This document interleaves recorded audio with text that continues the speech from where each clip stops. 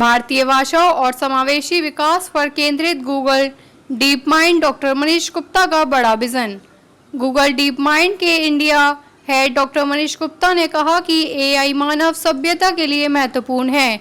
Deep mind का लक्ष्य है कि एआई का लाभ हर व्यक्ति तक पहुंचे।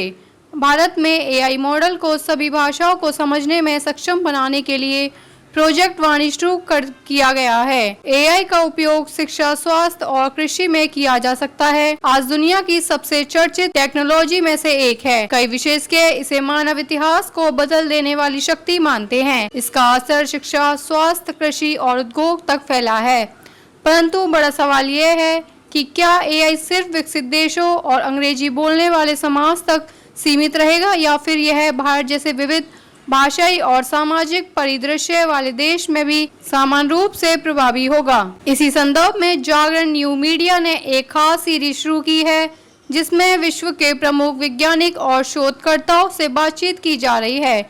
इस कड़ी में गूगल डीप माइंड के वरिष्ठ निदेशक डॉक्टर मनीष गुप्ता से जागरण न्यू मीडिया के editor in chief Rajesh Upadhyay ने खास बातचीत की। डॉक्टर गुप्ता ने इस संवाद में भारत में एआई के भविष्य, चुनौतियों और संभावनाओं पर विस्तार से चर्चा की। उन्होंने बताया कि गूगल डीप माइंड कैसे प्रोजेक्ट वाणी जैसे अभियानों के माध्यम से भारतीय भाषाओं में एआई की क्षमता को विकसित कर रहा है।